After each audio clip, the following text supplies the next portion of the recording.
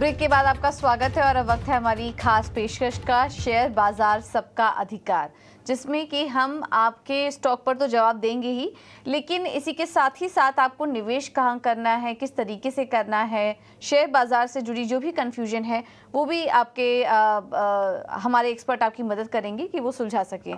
कुछ ही देर में एक्सपर्ट को भी हम शामिल करेंगे अपने साथ। हमारे साथ एंजल वन से स्नेहा सेठ मौजूद हैं और रेलिगेयर ब्रोकिंग से अब अजीत मिश्रा भी हमारे साथ जुड़ चुके हैं आपके सवालों का जवाब देने के लिए। और इस बीच पहले दर्शक भी हैं हमारे साथ। फोन लाइन पर सौरभ सिसोदिया जी जुड़े हैं। सौरभ जी नमस्कार, सवाल पूछिए अपना। नमस्कार सर, मैंने 390 में एनटीपीसी खरीदा है। हेलो, 390 रुपए में एनटीपीसी खरीदे हैं। 250 शेयर खरीदा है मैंने। मेरा लॉन्ग टर्म का विजन है, तो कैसा क्या रहेगा शेयर? काफी अच्छा मुनाफा भी हो रहा है आपको। आज भी 3.5% ऊपर है ये स्टॉक। अजीत जी क्या सलाह होगी? 390 पे लिया था, 420 के आसपास है ये स्टॉक, अभी भी होल्ड करें स्टॉक को?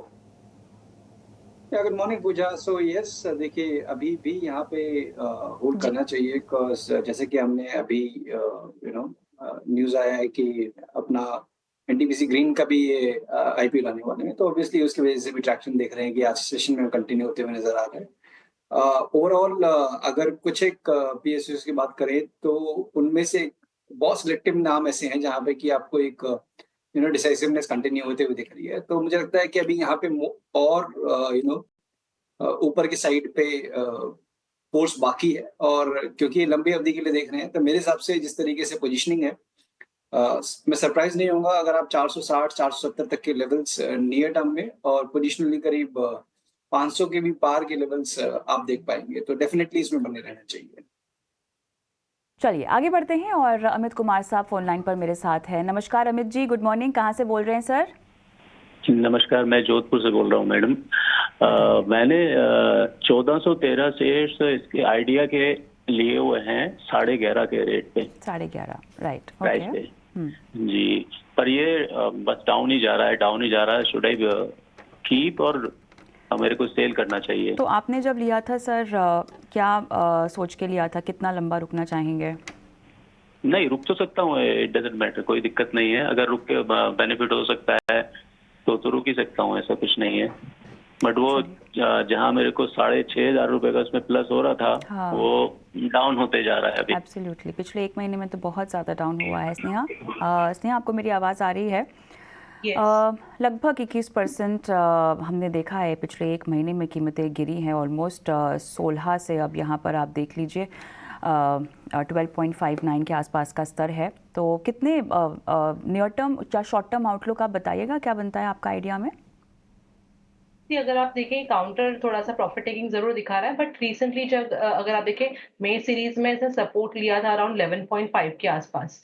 तो मेरा मानना है कि 11.5 12 के आसपास एक अच्छा सपोर्ट जोन है।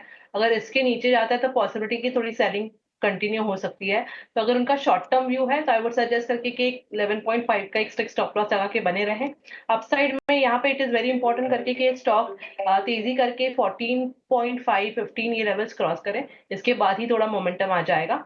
अभी के लिए आई वुड सजेस्ट करके कि आप स्टॉप लॉस मेंटेन करें 11.5 का और इसमें बने रहें।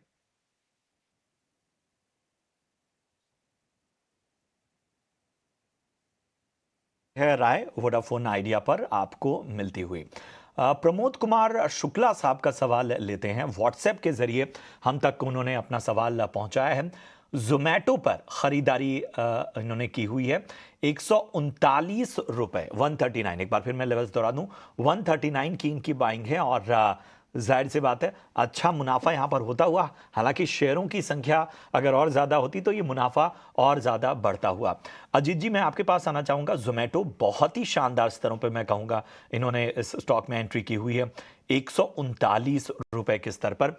मुनाफा यहाँ पर होता हुआ बताइए और कितना पोटेंशियल नज़र आ रहा है, कितना और समय दिया जा सकता है?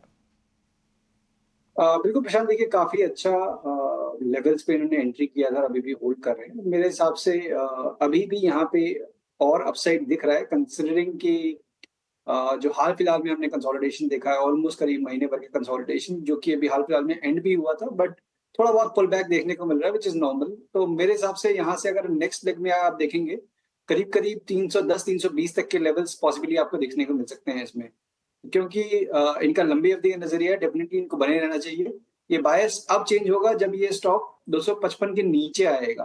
तो जब तक 255 के नीचे नहीं आता तब तक उनको घबराने की कोई जरूरत नहीं है, पोजीशन में बने रहिए 320 तक के टारगेट्स के लिए।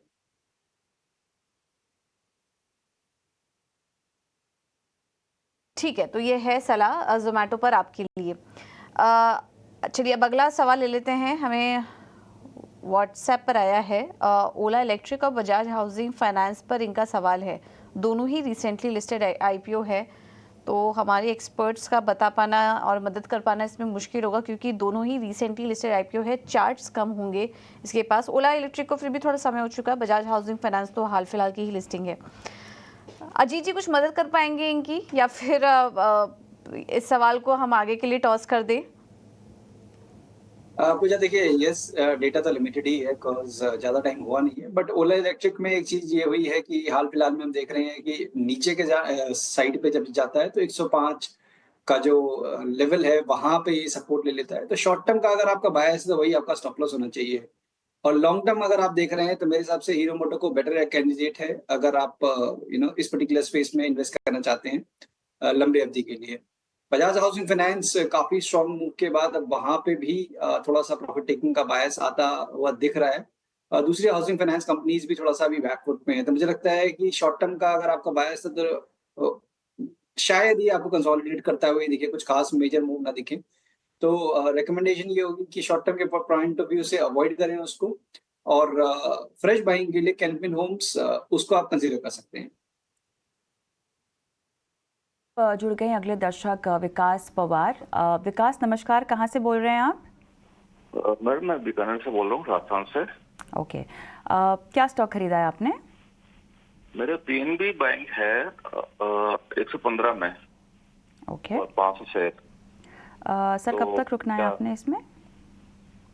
मैं लॉन्ग टर्म होल्ड कर सकता हूँ, इसमें कोई दिक्कत नहीं। तो मुझे क्या करना है इसको, मतलब लॉन्ग टर्म और ज्यादा रखूं या उसे और बाइंग करूं या रहने दूं? चलिए, लॉन्ग टर्म होल्ड है, लेकिन एक नियर टर्म आउटलुक समझना ज़रूरी होगा ताकि समझ में आए कि आगे का मोमेंटम यहाँ पर क्या बनता हुआ दिखाई दे रहा है। ओवरऑल क्षेत्र को रेट कट को लेकर अब जिस तरह की समीकरण बनते हुए दिखाई देंगे, खासतौर से स्नेहा अगर हम पीएनबी की बात करें तो पिछले एक हफ्ते में हमने देखा है कि लगभग 112 छूने के बाद अब ये वापस नीचे आ गया है। फिलहाल 107.89 के आसपास ट्रेड भी हो रहा है। इनकी खरीद 115 के लेवल की, लेकिन इनकी बात अच्छी है कि लंबा रुकना चाहते हैं। बताइएगा ज़रा, क्या आपको लग रहा है कि ये कहाँ पर बॉटम आउट होता हुआ दिखाई दे रहा है? कविता, अगर आप एक काउंटर देखें तो थोड़ा सा प्रॉफिट टेकिंग जरूर दिखा है। ओवरऑल सारे ही पीएसयू बैंक्स में थोड़ा सा परफॉर्मेंस अभी नहीं है, डिस्पाइट अभी थोड़ा सा प्राइवेट सेक्टर्स में थोड़ा मूव आ रहा है, बट पीएसयू फिर में वहां पे थोड़ा सा वीकनेस। ओवरऑल अगर आप पीएनबी स्पेसिफिकली की बात करें तो पॉसिबिलिटी करके यहाँ से थोड़ा सा और हमें सेलिंग प्रेशर देखने को मिल सकता है, और पॉसिबिलिटी करके कि ये जो एक रिसेंटली जो सपोर्ट लिया था अराउंड 104, ये एक इमीडिएट सपोर्ट रहेगा। और अगर आप देखें तो ये अपमूव का जो एक रिट्रेसमेंट लेवल देखेंगे तो उसका अगर आप देखें तो एक सपोर्ट जोन भी वही लेवल पर आ रहा है, दैट इज 104। तो अभी के लिए 104 का एक स्ट्रिक्ट स्टॉप लॉस लगा के रखें और बने रहें। अगर ये स्टॉक में अपमूव आती है और ये पॉसिबिलिटी है करके कि अगर ये 116, 117 ये जोन निकाल देता है तो थोड़ा सा मोमेंटम आ जाएगा, बट चांसेस ये ज्यादा है करके कि थोड़ा सा कंसोलिडेट करे और थोड़ा नीचे की तरफ आप और देख पाएंगे कि ये स्टॉक करेक्ट होगा। तो अगर आप बहुत ही शॉर्ट टर्म इन्वेस्टर हैं, नहीं होल्ड करना चाहते हैं, तो आप एग्जिट कर लें तो बेटर रहेगा। और अगर आपको फिर से अगर ये स्टॉक नीचे की तरफ मिलता है, अगर ये 100 के नीचे जाता है, तब आप एक बार रिव्यू करें इसे। ठीक है, तो ये रणनीति आपको मिलती हुई पीएनबी पे। गौरव उपाध्याय हमारे साथ इस वक्त जुड़े हैं। गौरव गुड मॉर्निंग, कहाँ से बात कर रहे हैं? गुड मॉर्निंग सर, मैं उत्तराखंड से बात कर रहा हूँ। अरे वाह, गौरव हमें बताइए कि किस स्टॉक पे आपका सवाल है? सर अडानी पोर्ट्स पे मेरा सवाल, मैंने 39 शेयर्स लिए हुए हैं उसके 1287 के प्राइस पे। चलिए, तो सबसे अच्छी बात तो ये है कि आपका लेवल बड़ा अच्छा है, मतलब आपने जिस स्तर पे स्टॉक में एंट्री की हुई है वहां से आपको फायदा होता हुआ। कितना और समय दे सकते हैं गौरव? सर कितना देना सही रहेगा? चलिए ठीक है, अजीत जी मैं आपके पास आना चाहूँगा। 1287 की इनकी बाइंग है, और मुनाफे में है फिलहाल, क्योंकि ज़्यादातर हमने निवेशकों को देखा अडानी पोर्ट्स में थोड़ा ऊपरी स्तरों पर फंसे हुए नज़र आए। हालांकि हम अगर पिछले 5 ट्रेडिंग सेशन में अगर हम अडानी पोर्ट्स को देखते हैं तो लगभग 3.5% की गिरावट हमने देखी है। पिछले 1 महीने से भी लगातार कंसोलिडेट हो रहा है ये स्टॉक का। बताएं क्या नज़रिया आपका बन रहा है इनकी बाइंग प्राइस के हिसाब से? बिल्कुल प्रशांत, देखिए मेरी रिकमेंडेशन ये होगी गौरव जी को कि ऑलरेडी ये प्रॉफिट में है। स्टॉक थोड़ा सा बैकफुट पे जरूर आया है, मींस अपनी रिकॉर्ड हाइस को अटेम्प्ट किया था इसने क्रॉस करने का, बट वहां से वो हुआ नहीं और उसके बाद एक प्रॉफिट टेकिंग का फेज चल रहा है। अगर ये स्टॉक 1400 के नीचे क्लोज होता है तो ये प्रॉफिट टेकिंग और एक्सटेंड हो सकती है और फिर जो इनके बाइंग प्राइस के काफी नजदीक पहुंच सकता है, मतलब 1350 1340 का जोन होगा। मेरे हिसाब से उतना नुकसान लेने का कोई लॉजिक नहीं है। मतलब आपके जो नोशनल प्रॉफिट्स हैं 1400 के नीचे आए, एक बार आप उसको प्रॉफिट बुक कर लें, दोबारा से आपको एंट्री करनी है तो 1320-24 के जो रेंज है वहां पे आप उसको दोबारा से री एंटर करने के लिए देख सकते हैं। अडानी पोर्ट्स पर अगले दर्शक को शामिल कर लेते हैं। कामेश साहू हैं हमारे साथ फोन लाइन पर। कामेश जी नमस्कार, सवाल पूछिए अपना। नमस्कार, मेरा सवाल ये था कि मैंने कोचिन शिपयार्ड का 20 शेयर बाई किया है 2750 की प्राइस में। नुकसान काफी हो गया आपको यहाँ पर, आज भी स्टॉक नीचे है जी। तो आप मुझे इसका कुछ बताएं कि इसमें क्या कर सकता हूँ मैं अभी। ठीक है, आपको सलाह देते हैं, स्नेहा सजेस्ट करिए, थोड़ा ऊपरी लेवल पर इन्होंने ले लिया है जी। स्नेहा जी सजेस्ट कीजिए। लगातार काफ़ी समय से हम देख रहे हैं कि स्टॉक में प्रॉफिट बुकिंग हावी है। पिछले 1 महीने में ही 23% ये टूट चुका है। जब इन्होंने एंट्री की थी वहीं से स्टॉक टूटना शुरू हुआ। क्या सलाह होगी आपकी कोचिन शिपयार्ड में? क्या और नीचे जा सकता है ये स्टॉक? आज के आज ही 4% नीचे आ चुका है। पूजा, अगर आप देखें तो पहले तो उनकी बाइंग लेवल्स बहुत ही ऊपर के हैं एंड आई वुड सजेस्ट करके कि अगर आप इतने ऊपर के बाइंग कर रहे हैं और स्टॉक में इतना फॉल है तो एक स्टॉप लॉस मेंटेन करें। अगर आप देखें तो कंटिन्यूसली काउंटर थोड़ा भी अगर बाउंस बैक देता है तो वहां पे हमें सेलिंग प्रेशर देखने को मिल रहा है और पॉसिबिलिटी यही है करके कि ये काउंटर और भी करेक्ट हो और एटलीस्ट आप 1500 इसके नीचे भी देख सकते हैं काउंटर को जाते हुए। तो आई वुड सजेस्ट करके कि इसमें बने रहने का और होपफुल रह के कोई मतलब नहीं है, एग्जिट कर लेंगे तो बेटर रहेगा। चलिए, हमारे साथ व्हाट्सएप के ज़रिए नंद किशोर ने अपना सवाल भेजा है और LTI माइंट्री अजीत इनका सवाल है। मुझे टाइम होराइजन नहीं पता, लेकिन 4514 के लेवल पर इन्होंने ख़रीदारी कर रखी है। फिलहाल मुनाफे में दिखाई तो दे रहे हैं, लेकिन अब बताइएगा कि आपका ओवरऑल इस पूरे पैक में, और जिस तरह से हमने देखा कि आज के सत्र में तो ये पूरा पैक लीड भी कर रहा है, ओवरऑल LTI माइंट्री पर क्या व्यू बनता है अजीत?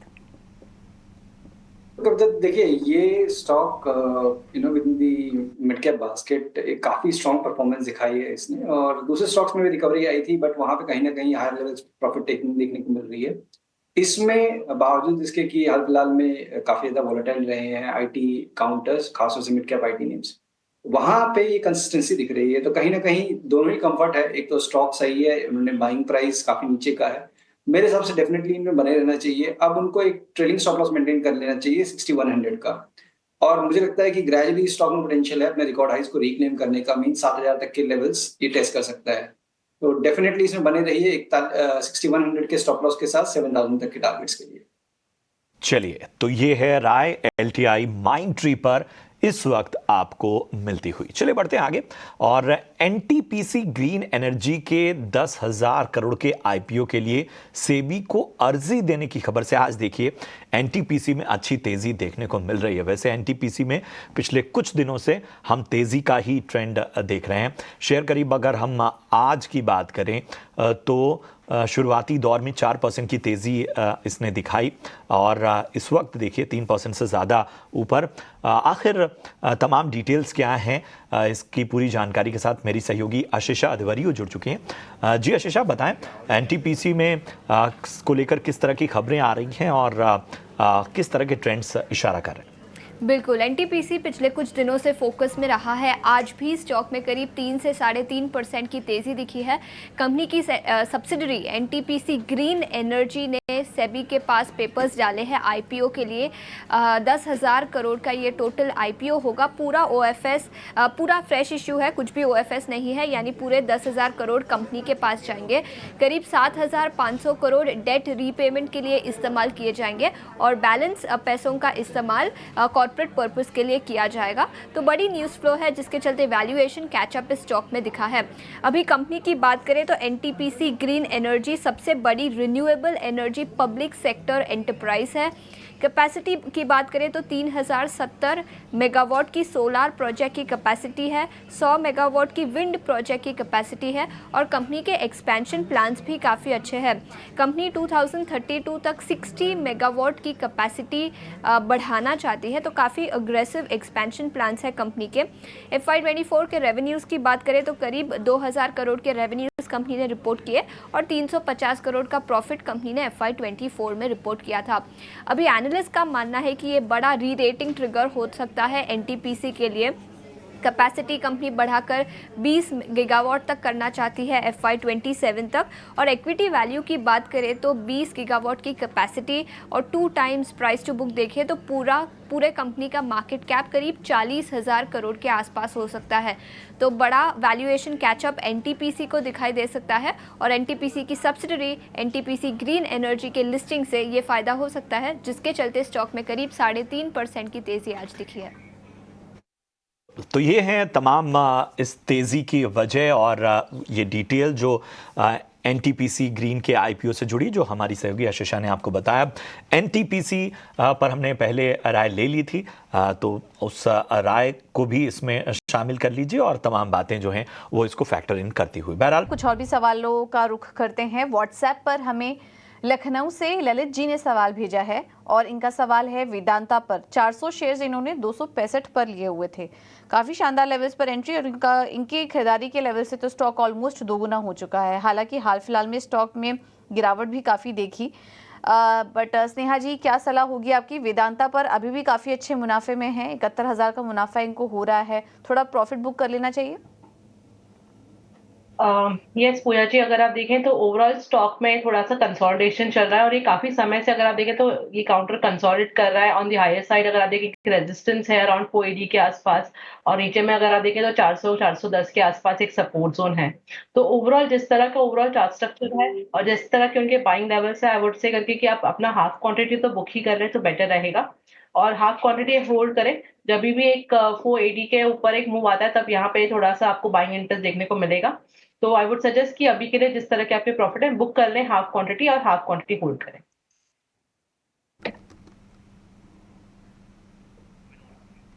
चलिए व्हाट्सएप के ज़रिए अगला सवाल चलपथी का हम लेते हैं और इन्होंने हैदराबाद से अपना सवाल हमें भेजा है और इनका सवाल मेरे ख्याल से LIC पर है। और अजीत, इनकी जो बाइंग प्राइस है ये 1108 बता रहे हैं। जी बिल्कुल। तो देखिए यहाँ पे LIC ने जिस तरीके से अभी एक करेक्टिव टोन पकड़ा हुआ है, स्टॉक अपने रिकॉर्ड हाई से डिसेंट करेक्शन ऑलरेडी दिख चुका है। मेरे हिसाब से बेस के पास है। यहाँ पे करीब 1000 से लेकर 980 का जोन है, मेरे हिसाब से ये होल्ड होना चाहिए। तो अभी इनको कोई फ्रेश पोजीशन इसमें ऐड ना करें, बट जो एग्जिस्टिंग पोजीशन है उसका एक 980 का स्टॉप लॉस जरूर मेंटेन करें। और रिकवरी के केस में कब तक पहला हर्डल करीब 1030 से 40 के बीच में होगा। वो ब्रेक हो जाने के बाद फिर पॉसिबली 1100 जो कि उनका बाइंग प्राइस है उसके बाद से और ऊपर के लेवल्स। तो फॉर अ टाइम बीइंग ये होल्ड है 980 के स्टॉप लॉस के साथ। ठीक है, तो 980 के स्टॉप लॉस के साथ LIC में बने रहने की आपको सलाह मिलती हुई। हमारे साथ सुरेश गुप्ता जी का सवाल है व्हाट्सएप के जरिए। जियो फिनांस पे राय जानना चाहते हैं। 351 रुपए के आसपास इन्होंने बाइंग की है और 17,000 शेयर इन्होंने खरीदे हुए हैं और अच्छे खासे नुकसान में, क्योंकि शेयरों की संख्या बहुत ज़्यादा है। वैसे तो देखा जाए तो 8-9 रुपये ही कम है, लेकिन शेयरों की संख्या कम होने की वजह से और हैवी वेट शेयर है, उस वजह से नुकसान का दायरा बढ़ता हुआ। स्नेहा जी, 351 की बाइंग जियो फिनांस 17,000 शेयर। जरा मार्गदर्शन दीजिए, क्या करना चाहिए सुरेश को? कि प्रशांत जी, अगर आप एक काउंटर देखें तो ऐसा चार्ट में कोई दिक्कत की बात नहीं लग रही है। हालांकि उनके जो क्वांटिटी ज्यादा है उसकी वजह से आपको थोड़ा लॉसेस ज्यादा लग रहे हैं, बट ओवरऑल अगर आप ये स्टॉक का चार्ट स्ट्रक्चर देखें तो डिसेंट है। एक continuously high top high bottom formation है, अराउंड 20 डेमा के आसपास ट्रेड कर रहा है, विच इज पॉजिटिव। तो आई थिंक इसमें कोई दिक्कत की बात नहीं होनी चाहिए। एक इमिडिएट बेसिस पे एक जो स्टॉप लॉस लगाना है तो आप ये 338 335 पे एक स्टॉप लॉस लगा के होल्ड कर सकते हैं। थोड़ा सा मोमेंटम आने के लिए इट इज इंपॉर्टेंट करके ये 355 का लेवल क्रॉस करें, इसके ऊपर एक अच्छी मूव आने की पॉसिबिलिटी है। तो अभी के लिए मेरा मानना यही है कि आप होल्ड करें, कोई दिक्कत की बात नहीं। ठीक है, तो ये है राय जियो फाइनेंस पे आपको मिलती हुई। चलिए, इसी के साथ इतने ही सवालों को हम शामिल कर पाएंगे क्योंकि समय सीमा होती है किसी भी शो की, और उस दायरे में जितने सवाल ले सकते हैं हम लेते हैं। तो लेकिन आप अपने सवाल हम तक पहुंचाते रहिए, हम आगे भी चर्चाओं में शामिल करेंगे। बहरहाल, जाने से पहले अपने दोनों एक्सपर्ट से ज़रा डिस्क्लोजर ले लेते हैं। सबसे पहले स्नेहा जी अपना डिस्क्लोजर दें। प्रशांत जी, जो भी हमने काउंटर्स डिस्कस किए, मेरे पास कोई होल्डिंग नहीं है, बट यस हमारे क्लाइंट्स को हमने रिकमेंड किया तो वो उनके पास हो सकती है। अजीत जी अपना डिस्क्लोजर देते जाएं। शुक्रिया प्रशांत। देखिए, जो भी स्टॉक हमने डिस्कस किए, पर्सनली में किसी में भी मेरी होल्डिंग नहीं है, बट यस क्लाइंट्स के पास पोजीशंस हो सकती हैं। शुक्रिया अजीत जी, शुक्रिया स्नेहा शो में जुड़ने के लिए और हमारे सभी दर्शकों का मार्गदर्शन करने के लिए। तो इसी के साथ मुझे, मेरी सहयोगी कविता थपलियाल और मेरी सहयोगी पूजा त्रिपाठी को आप इजाज़त दे सकते हैं, लेकिन जाने से पहले आपको एक ख़ास खबर से वाकिफ़ करा देते हैं। ओरिएंटल ट्राइमैक्स का आज से राइट्स इशू खुला है। कंपनी की राइट्स इशू से 48 करोड़ रुपए जुटाने की योजना है। इशू से पहले हमने ओरिएंटल ट्राइमैक्स के फाउंडर और प्रमोटर राजेश पूनिया से कंपनी के कारोबार पर बात की। सुनते हैं कि आखिर उनका क्या कहना है। हमने पिछले 2 साल में क्या किया कि हम लोगों की काफी प्रोसेसिंग यूनिट्स थी 4 जगह पे, ग्रेटर नोएडा, कलकत्ता, चेन्नई एंड एक छोटा यूनिट उड़ीसा में था। अब हम लोग क्या कर रहे हैं कि हम लोग लोकेशनल जो प्रोसेसिंग फैसिलिटीज हैं उनको कम करके सब एक ही जगह पे without compromising with the total production हम एक ही जगह कर रहे हैं, और हम लोग अपने सेलिंग पॉइंट्स बढ़ाने की सोच रहे हैं। तो ये लोकेशनल रीजंस की वजह से हम लास्ट 2 इयर्स में कुछ खास काम नहीं कर पाए। सेकंड जो महत्वपूर्ण बात थी वो थी डेट रिडक्शन या डेट को खत्म करना। तो आज ये स्थिति है कि हम लोग डेट फ्री कंपनी हो गए हैं। हमारा अब कोई डेट नहीं है, कोई किसी तरह का सिक्योर्ड डेट हम लोगों का नहीं है। बहुत ही कोई नेग्लिजिबल अनसिक्योर्ड कुछ लोन्स हैं जो हम इसी महीने खत्म कर देंगे। तो डेट फ्री होना और कंपनी को पूरी तरह से रिस्ट्रक्चर करना, सेलिंग पॉइंट्स को इंक्रीज करना, और जो हमारी प्रोसेसिंग फैसिलिटीज हैं उनको लोकलाइज जो थी उनको सबको इकट्ठा एक जगह कर देना। बेसिकली ये 2 साल में हमने काम किया, तो आगे हमें इसका बहुत एडवांटेज मिलेगा। पहले तो मैं ये बताऊं कि जो जेट ब्लैक ग्रेनाइट है ये वर्ल्ड ओवर सब आर्किटेक्ट्स और इंटीरियर्स का बहुत ही प्रीफर्ड आइटम है। अगर हम इंडिया में भी देखें तो मोस्ट ऑफ द किचन्स में जो किचन स्लेब होती है उस पर जेट ब्लैक ग्रेनाइट की स्लेब मोस्टली मिलेगी इंडिया में भी। तो ये मटेरियल जो है वर्ल्ड वाइड काफी लोग इसको लाइक करते हैं। इसकी हमें उड़ीसा गवर्नमेंट ने 30 इयर्स की लीज दिया है, और हमारा जो क्वालिटी ऑफ मटेरियल है वो एक्सीलेंट मटेरियल है। तो हम इसको अब दीपावली के बाद में माइंस को स्टार्ट करेंगे। हमें ऐसा लगता है कि हमारा सारा प्रोडक्शन है वो एक्सपोर्ट में ही चला जाएगा, और ये 30 इयर्स की लीज होगी। तो हम ये समझते हैं कि हमारे लिए रेवेन्यू फंटास्टिकली बढ़ेगा, और साथ में ओवरऑल जो मार्जिन्स हैं, क्योंकि क्वेरीज के अंदर बेसिकली माइनिंग बिजनेस में जो एक्सकेवेशन कॉस्ट है वो बहुत लिमिटेड है, जबकि जेट ब्लैक ग्रेनाइट की जो सेलिंग प्राइस है वो बहुत ज्यादा है तो in comparison to other granites. तो इसको देखते हुए प्रॉफिटेबिलिटी भी काफी बढ़ेगी और रेवेन्यू भी बढ़ेगा। So that is an excellent situation for the company.